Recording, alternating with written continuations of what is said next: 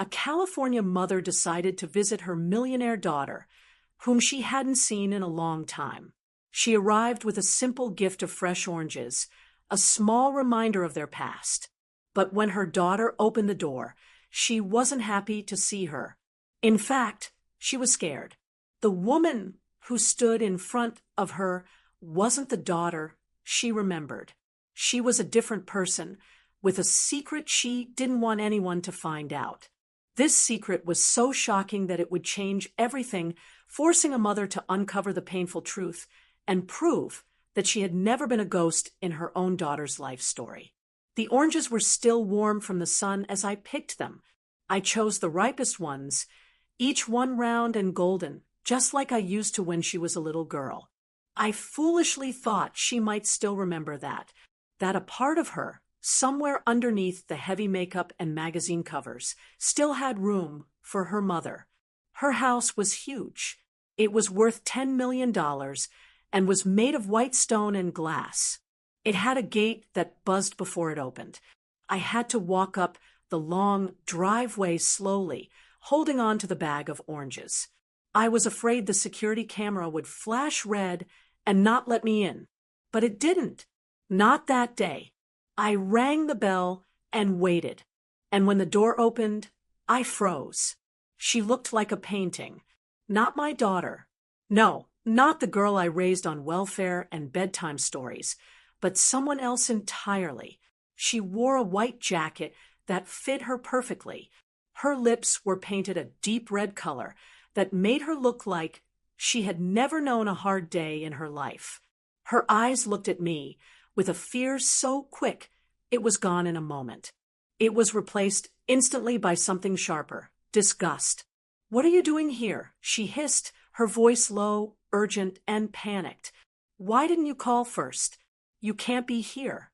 I opened my mouth to answer, but she didn't give me the chance.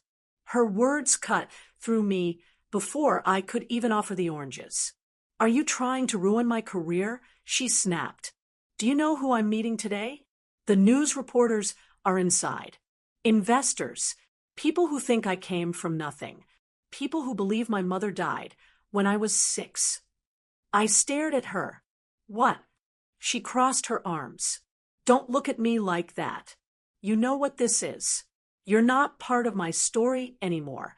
You're a problem. A problem." That was the word she used. Not mother, not visitor, not even mistake. A problem. Then she leaned in, her voice shaking, not with sadness, but with anger. "Don't call me your daughter. I am the result of hard work and wanting to succeed. You were a biological accident I had to fight my way out of." I did not drop the bag. Not yet. My hands were steady, made tough by years of cleaning hospital floors and planting vegetables no one else wanted. I stood there, quiet, holding on to the only gift I had brought. That was when she pushed me. I had not expected it. Not from her, not in front of that perfect entrance. But she pushed me hard, her hand flat against my shoulder, as if she were swatting away a ghost that had stayed too long. I fell backward, stumbled down the smooth stone steps, and landed hard on the edge of the path. The bag of oranges ripped open. They spilled across the ground, bouncing one by one down the slope. Some rolled into the street. Others cracked open, their juice making the concrete darker. She didn't move to help me. Instead, she looked over her shoulder, worried not about me, but about whether anyone inside had seen. I looked up, my elbow hurt. My knees throbbed from the fall. But I looked up, and I saw her face, calculating and cold. Then she gave a small, hateful laugh, as if I were some annoying insect. And with that, she slammed the door shut. Behind that door, I heard it, the return of her voice, bright and cheerful now, as if nothing had happened. The laugh she gave the news reporters, the polite compliments, the clinking of wine glasses. Across the street, an old neighbor peeked through the blinds. She stopped there, unsure, watching me from behind the glass. Maybe she remembered me. Maybe she just saw a woman too old and too bruised to be standing alone. I stood up slowly. My hip would be sore later. I gathered the torn paper bag, ignoring the fruit. Let it rot here, I thought. Let her watch it from the windows and wonder if it smells of memory. I did not knock again. I did not scream. I did not cry. But I walked away knowing one thing: that woman behind the door was not my daughter. She was something else. And I had just met her for the first time. The door had slammed in my face, but I had not moved. I was still on the steps when I saw the brass handle turn again. The door opened just a little, as if the house was breathing out. She didn't see me. I was off to the side, one step down, behind the stone column near the bushes. But I saw everything. A woman stepped forward, with white hair and kind, grandmotherly eyes. She wore a delicate shawl over her shoulders and pearl earrings that caught the light. She looked gentle, even fragile, the kind of woman strangers call dear at the grocery store. She was holding my daughter's hand, and then I heard her say it. "This is my mother," my daughter announced to the group of reporters standing just inside the entrance. I froze. She lost everything to raise me, she continued. I was in and out of foster care, but she never gave up. She worked 3 jobs just to send me to school, and when I was accepted into Stanford, she sold her wedding ring to buy my plane ticket. The cameras made clicking sounds. The crowd made a low noise. I could see someone wiping their eyes, and I stood outside, invisible. No, worse than invisible. I was replaced. That woman, the one with the warm expression and shaking hands. She smiled and gave a shy nod to the cameras. "I always believed in her," she said, squeezing my daughter's hand, even when the world didn't. I felt my chest tighten. My legs wanted to give out from under me. I knew this performance. I had lived it for real. But now someone else was acting it out on a bigger stage for people who would never know the difference. My daughter turned to the cameras again. "She's why I created Healing from Nothing," she said, her voice breaking slightly. "Because I know what it's like to start life without a safety net. And I know how powerful it is when someone gives you love you didn't earn." The woman dabbed her eyes with a tissue. She earned everything. They hugged, and I stood there shaking. That was my life. They were acting out my sacrifice, my struggle. I was the one who cleaned blood off hospital floors during night shifts to pay for her textbooks. I was the one who sewed her school uniforms with my rough hands and skin rashes from working the laundry boiler in July. I was the one who loved her strongly and quietly without a stage or audience. But it was not me in that house. She had told them I died when she was 6 years old. 6. That was the year she fell off the monkey bars and broke her wrist. I slept in the hospital chair 2 nights in a row because she was afraid of being alone. I still remember how she cried when they cut her favorite sleeve to make room for the cast. I promised I would sew her a new one. And I did. But none of that mattered now. She had rewritten history and killed me in the process. And worst of all, she had replaced me with a better version. A gentler face, a softer voice, a more camera-friendly kind of love. Someone who could say all the right things without the raw truth. Someone who never had to yell at her to study, or cry in the bathroom when the rent check bounced, or slap her own hand for taking leftover food from hospital trays just to feed her kid. That woman didn't earn the right to be called mother, but she got it anyway. And I, who carried that girl inside me for 9 months, who tore my body apart to bring her into this world, I was edited out of the story like a spelling mistake. I backed away slowly before the door shut again. I didn't want them to see me. Not her, not the photographers, not that actress pretending to be what I am. She would not have the decency to look ashamed. I walked back to the sidewalk. My legs shook. My palms stung from the fall earlier, but I barely felt it. Inside that house, they poured wine and clinked glasses. My daughter had the world believing she rose from nothing. But those ashes, they were me. I did not go home right away. I walked around. I sat at a bus stop with a broken plastic bench and watched strangers rush past. Mothers pulling their kids' backpacks, grandmothers helping toddlers with their shoelaces. Life all around me, as if I were the one who had died. When I finally returned to my little house, I turned on the television.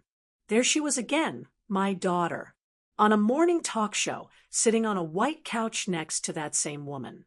The screen read, "From foster care to fortune, the power of a mother's love." The host leaned forward, hands clasped. "So your mother returned after all these years?" My daughter nodded seriously. "She found me just before I gave up hope. I always knew, somewhere deep down, that she would come back." The woman beside her squeezed her hand. I stared at the screen. I thought about the letter she had written me on her 17th birthday, the one I kept in a tin box under my bed. "You're the reason I'm not afraid of the dark," she had written. "You're my roots, Mom." And now she said I was dead and loved another. That night, I sat alone in the kitchen, watching the fruit flies circle the ruined oranges. I had brought them as a peace offering, a memory, a mother's gesture. But now I understood. She did not want peace. She wanted money. She did not just erase me. She sold my story to someone else. And the most painful part wasn't that she lied. It was that she gave my love, the very love she had rejected, to a stranger and made it beautiful, acceptable, and good for the camera.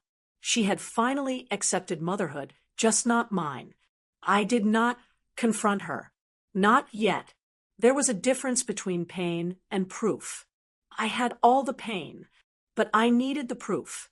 So I hired someone, a quiet man named Will, retired from the police force, now working private surveillance for those who needed eyes in rooms they could no longer enter. I paid him from my retirement fund, the one I had built cleaning hospital bathrooms for 2 decades. The irony hurt, but not as much as her betrayal. He began with public events, parties, fundraisers, book signings. He wore suits. He pretended to be a photographer, and he sent me pictures. There she was, my daughter, smiling, holding hands with the silver-haired woman they all now called her mother. But we'll dug deeper. One Tuesday morning, he knocked on my door and laid down a file. Her name was not listed in any foster system. She had never adopted. She had never applied to be a caregiver. She had no children, not anymore, because she lost hers to poverty. Before she became an inspiration, she was a mannequin at a theme park, paid by the hour to stand still and smile. Her real name was Margaret T. Ellis. She filed for bankruptcy twice, lived in a trailer, and had a son who died in a group home from untreated asthma. And now she played the part of the loving mother of a millionaire. I stared at the photos. One in particular caught my eye. She was sitting in a green room chair, her makeup half applied, staring at her reflection, not smiling, not sad, just empty. I kept staring. There was something in her eyes that looked familiar. I asked Will to find her, and he did. 3 days later, I waited in the shade of a small cafe near Pasadena, behind sunglasses and a wide-brimmed hat. My heart was pounding like I was going into battle. She arrived on time. Margaret was thinner than she appeared on screen, more fragile. Her hands shook slightly when she lifted her iced tea. She wore a sweater despite the heat. She recognized me instantly. "You're her real mother," she said. "No pretending, no acting." I nodded. She looked down. "I figured you'd come one day. I just have one question," I said. "Do you have children?" Her eyes filled with tears instantly, and this time there were no cameras to catch it. "I did," she whispered. "A boy, Levi. He was 9 when he died." Silence stretched between us like an old rope bridge. "I lost him because I was poor," she said. not because I didn't love him. And when your daughter offered me this role, I thought just once I'd like to be called Mom again. I could not hate her. I had hated her on screen when she hugged my child and wore my memories like pearls. But here, in the heat and honesty of the afternoon, I saw her for what she was. Not a thief, but a ghost, just like me. I don't blame you, I said quietly. You're not the one who threw me away. She nodded, tears slipping down her cheeks. She told me you left, she whispered, that you died in prison, that she was alone. I shook my head. I was never gone. I never left her. She just needed a better story. Neither of us spoke for a while. When we parted, she squeezed my hand. Not in apology, not in guilt, but in recognition. That night, I went home and opened the folder I had not touched in years. Clippings, receipts, a letter from the bank showing I had co-signed her student loans, a grainy photo of me standing outside her dorm holding a care package. And then I called someone. His name was Dan Nguyen, a small-time journalist with a big voice. He once published a story about my daughter, accusing her of copying her TED Talk from a lesser-known speaker. She had sued him and silenced him. But I remembered his article. He was not afraid. So I called, and when he picked up, I said, "You don't know me, but I'm the woman your story was about. I'm her mother." He paused. "Then the dead one?" I smiled, even though it hurt. "Not anymore." I went home quietly. There was no dramatic music, no confrontation at the gates, just me and the dust of years settling on my skin. I locked the door behind me, pulled the curtains closed, and stood in the middle of my small living room. Then I walked to the back bedroom. Under my bed was a rusted tin box, scratched and bent in one corner. It used to hold cookies when I worked the night shift at the hospital. A cheap brand, always stale by the time I had 5 minutes to eat. I had kept the box after all those years because it became something else. A vault, a place to store the things I could not afford to forget. I sat on the floor and pulled it out. The lid creaked, and there it was, the truth. Not in contracts or emails, but in ink, in cloth, in crayon. The first thing I pulled out was the letter. She had written it the night she got her acceptance to Harvard. The paper was thin now, the edges curled. The handwriting was messy, half cursive, half printed, written in excitement and disbelief. "Mom," it said, I got in. I got in. I don't know how to say thank you. Without you, I'd be dead or worse. You never let me fall. Not once. I owe you everything. I'm going to make you proud. Just you wait." There was a heart at the end. Not drawn perfectly. Lopsided, but it was real. Beneath the letter was a small bundle of cloth, an old shirt torn at the collar. It was the same faded blue I remembered, my work uniform from the county hospital, the one I wore the night she was admitted for pneumonia. She was 9, feverish. I stayed by her bedside for 3 nights, never leaving, not even to change. She asked once why my shirt smelled like bleach and tears. I told her that's just what love smells like sometimes. I kept that shirt because I never wanted to forget what it meant to be needed. And underneath that, folded between 2 pieces of yellowing newspaper, was the poem. She had written it for Mother's Day in the 5th grade. It was taped together at the crease where it had ripped from her backpack. "Mom is the mountain. I am the tree. If she falls down, what happens to me?" I remember crying when she gave it to me, not just because it was sweet, but because it was the first time I thought she saw me. Not as a worker, not as a tired woman with holes in her socks, but as her mother, her mountain. I laid the poem on the table, smoothed out the letter, and placed the cloth beside it. Then I began taking photos, one by one. High resolution, no filters, no edits. Just the raw truth of paper, fabric, and memory. I did not cry. Not now. I had already shed those tears long ago when I still thought love was enough to protect me from being forgotten. Now I had something stronger than grief. I had proof. I opened my laptop. I searched for every company listed as a sponsor on her website, every investor who publicly supported her foundation, every brand ambassador who used her name in campaigns about overcoming. I wrote the same short message to each one, attached the files, labeled every image, and then I added one line at the bottom. If you are investing in a story about a mother's death, I thought you should at least know she's still alive. Then I hit send to every name on the list, one by one, and when I finished, I sat back in my chair. The tin box was empty now. The memories were out in the world, finally seen, finally heard. Not for pity, but for proof. I did not expect the world to care. I had sent the messages not to expose her, but to remind someone, anyone, that I existed, that I mattered, that I had not died quietly in the background of someone else's fairy tale. But the world, it did care. It started small. An anonymous Twitter account posted my letter. This is supposedly from the real mother of Healing from Nothing CEO Madison Hale. If this is true, her whole brand is a lie.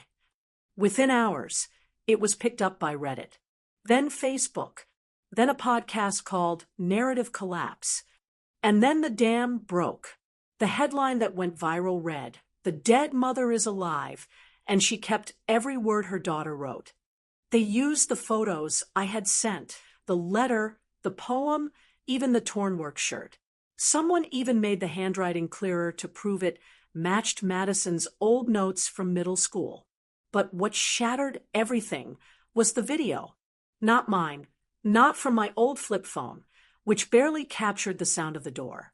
It came from a neighbor across the street. She had a doorbell camera, and when Madison pushed me, when the bag of oranges split open and I fell onto the pavement, the camera had caught it all. The force, the anger, the lack of hesitation. She had not looked back. She had stepped over me. The neighbor sent it to a local news station. They ran it that same night. By morning, it had 10 million views. The internet exploded. Hashtags lit up. Hashtag she is not dead. Hashtag justice for the real mom. Hashtag oranges do not lie. People were angry, not just because of the push, but because they believed the lie. They had bought the books, worn the t-shirts, attended the events. They had cried with Madison on television as she talked about growing up without a mother. Now they knew the truth, and the market reacted. Her company's stock fell 63% in 1 week. Major sponsors pulled out. Beauty brands, health chains, a fancy yoga equipment company. Public relations firms gave out statements saying they were not connected to her made-up stories of family loss. Comment sections were savage. If this is how she treats her real mother, what kind of healing is she selling? She replaced her mom like a prop. Disgusting. I believed in her. I feel tricked.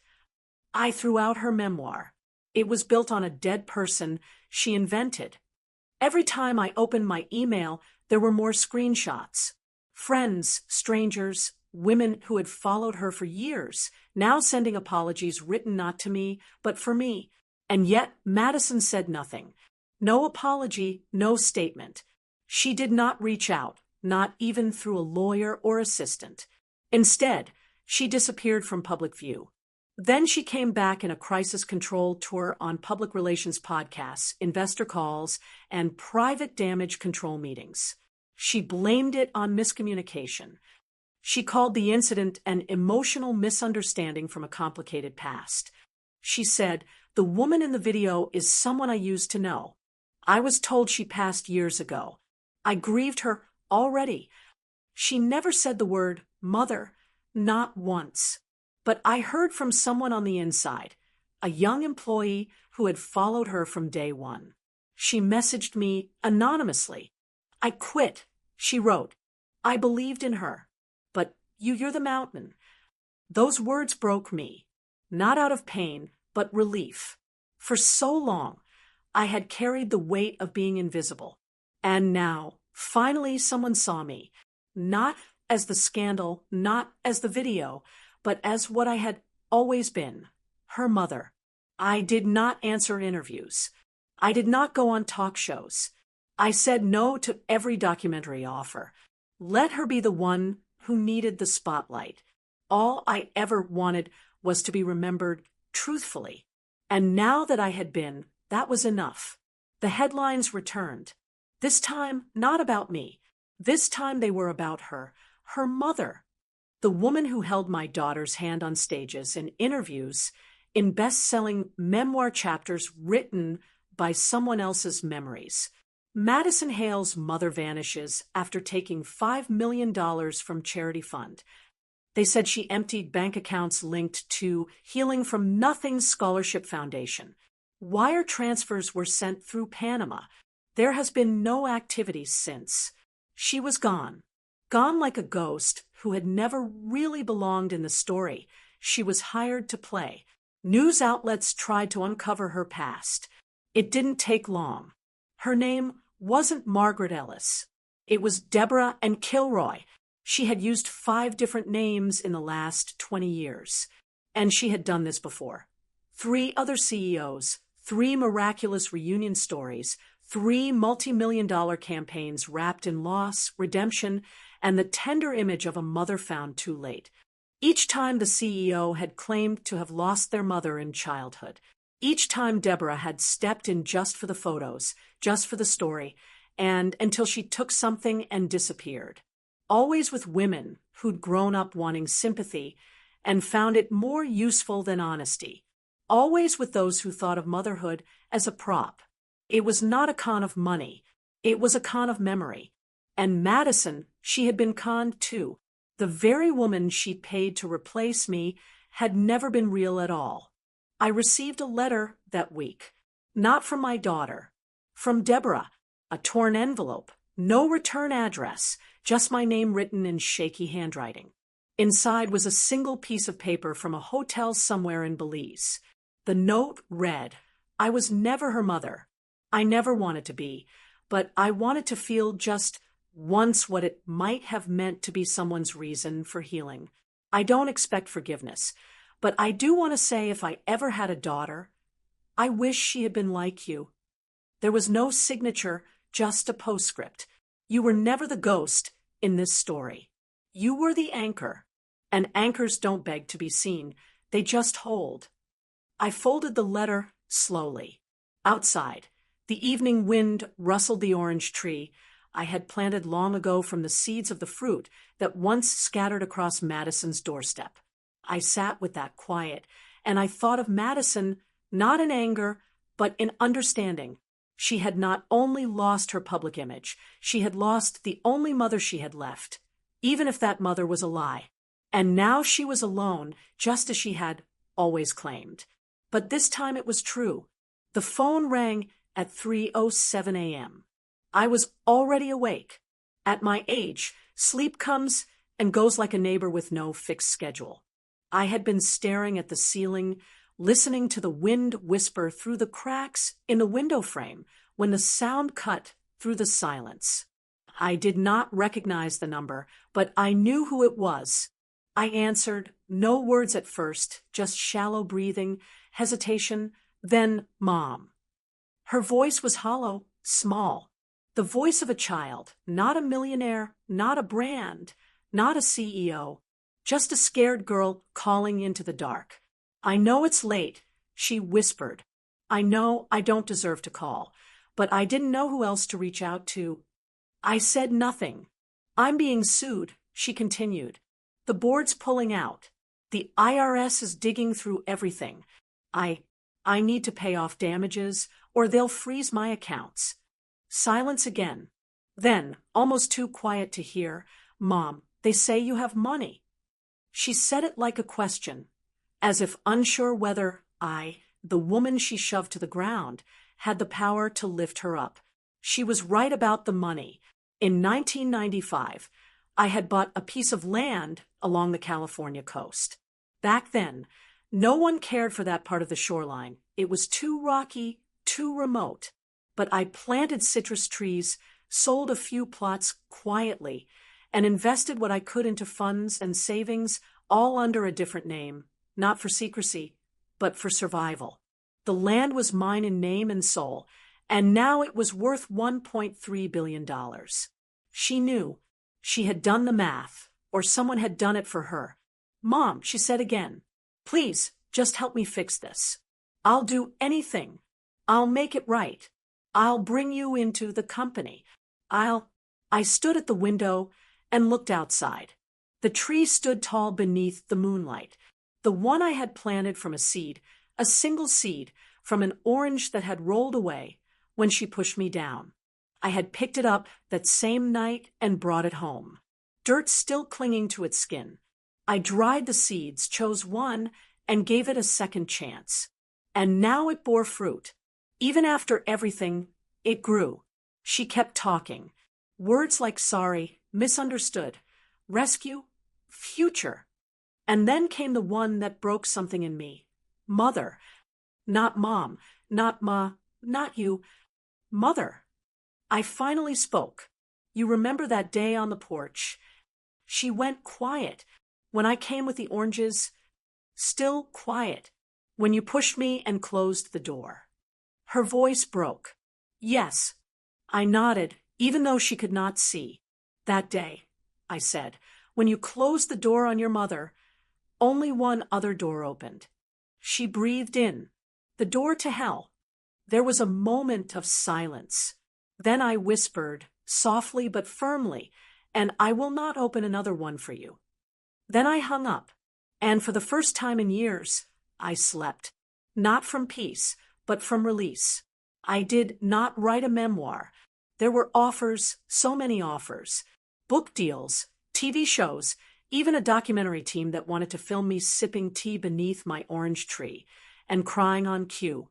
I said no to all of them because this was never about fame.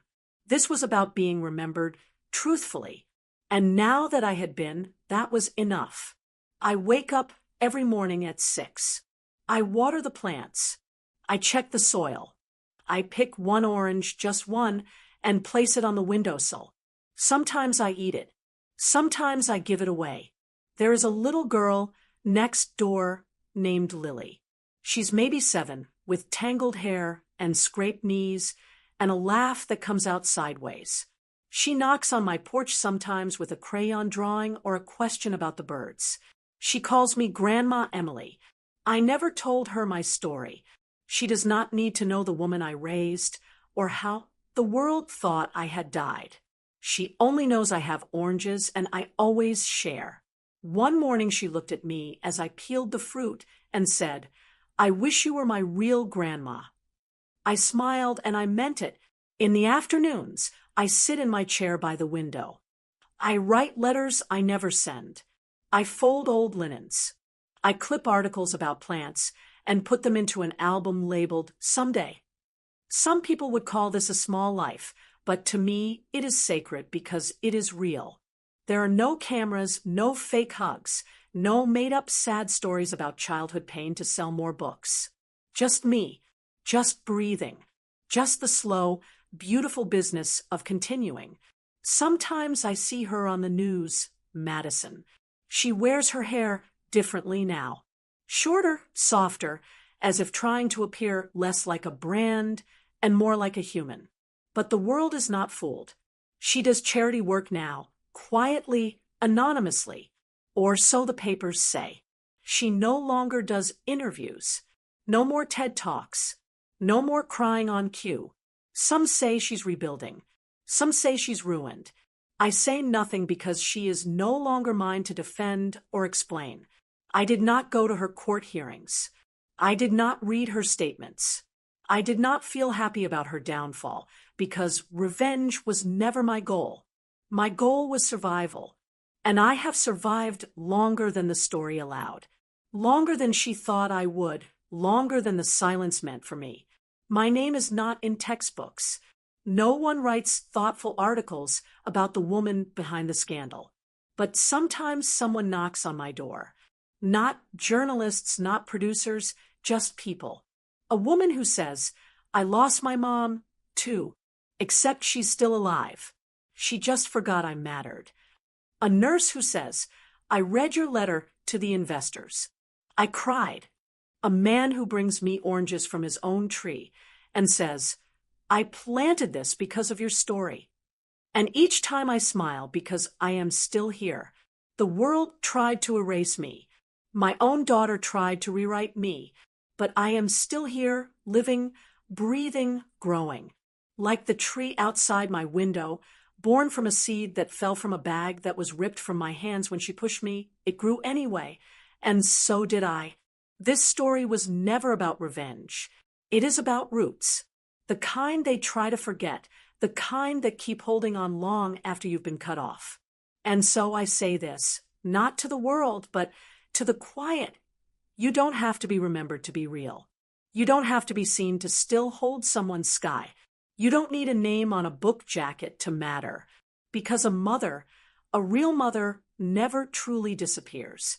Even when she is written out, even when she is replaced, even when she is declared dead, she still stays. In letters, in quiet songs, in trees. It has been 2 years now. 2 years since the world watched her fall, and I chose silence. Since the fake mother vanished, and the news reporters looked somewhere else. 2 years since her call in the night, and I shut the door. Not just on her, but on a chapter one no longer belonged to. Life did not go on. It came back. Some mornings I wake up before dawn, not because I cannot sleep, but because I want to honor the routine I created.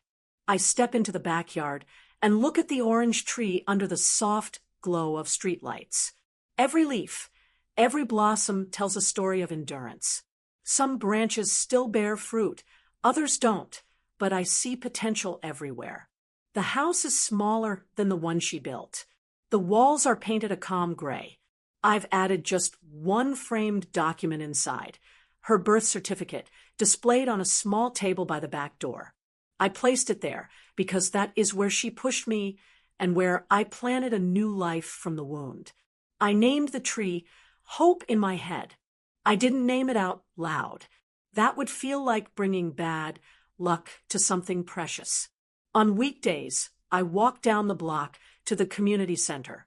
I volunteer at the senior lunch program, serving vegetable soup and extra bread. I don't say that it matters less than her TED Talks or magazine features, but it matters still. People know me as Grandma Emily. They don't know my past, and I don't tell them. Some come back week after week to talk about their grandchildren, their pains, or the weather. Some bring fresh croissants as a thank you. I bring leftover seeds from last night's dinner, pumpkin or melon, and put them in tiny paper envelopes for anyone who wants to plant something. It is quiet. It is steady. It is all I need. Every so often, I get a letter, not from her, but from people who found out my story from others. A college student from Texas who said she applied for a scholarship because I'd offered words of encouragement in a blog comment. A man who said he took wild oranges in New Mexico and planted them in his backyard because he believed in second chances.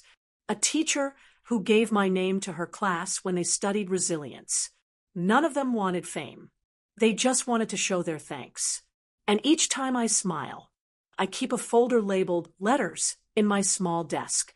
I don't reread them much, just enough to remember that a single act can have a big effect, that a single life can create a wave.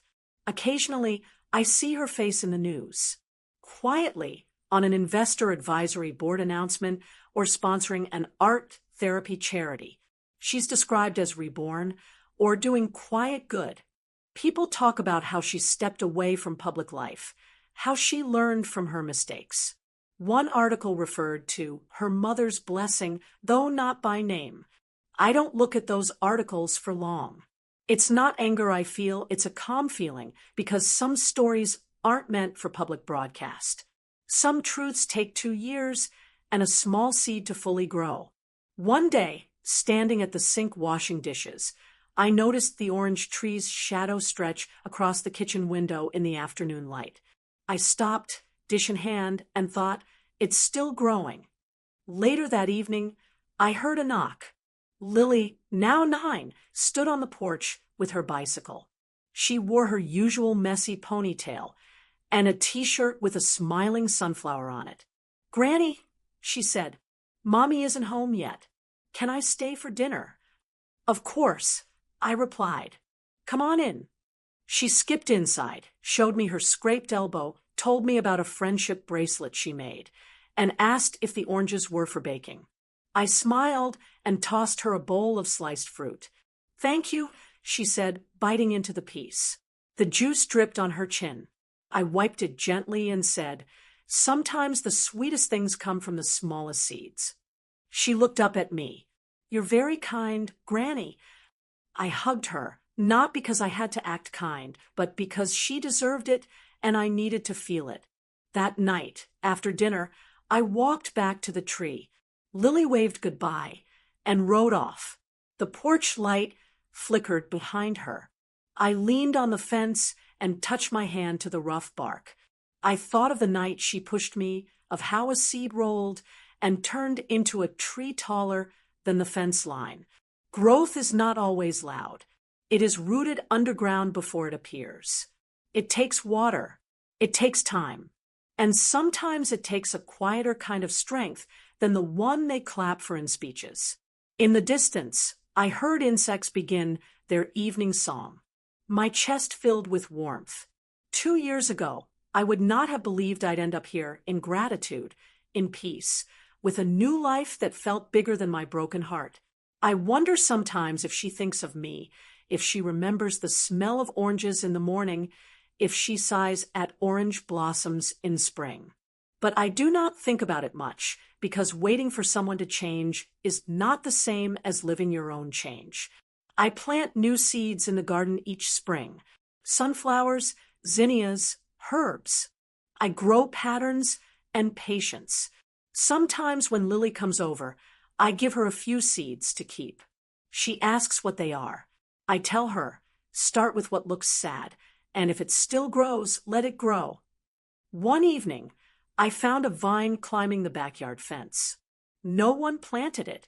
It just grew. I called it Survivor. And for a while, I thought of that vine as me, as all of us who survived the storms they thought would break us.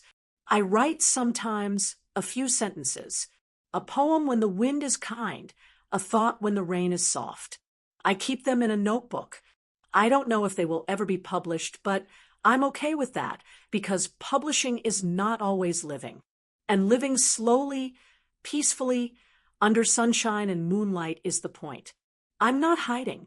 I'm stepping aside, allowing the young to carry hope forward, but quietly reminding them that some stories, like trees, live best when they stand tall without applause. 2 years ago, I'd have thought forgiveness meant something big, a public apology, a repaired relationship, a restored stage. Now I see forgiveness as a garden. It does not need an audience. It just needs space for the seed to grow, for roots to take hold, for life to blossom again. If Madison ever returned, I would welcome her, not because I need to feel better, but because people can heal without permission. But even if she does not, I have already grown everything I was meant to grow. Under the quiet canopy, where truth took root, where love once more bears fruit, and where the world at last sees what never left. And if you listen, you can still hear her voice in the rustling leaves, whispering, "I was always there. I still am."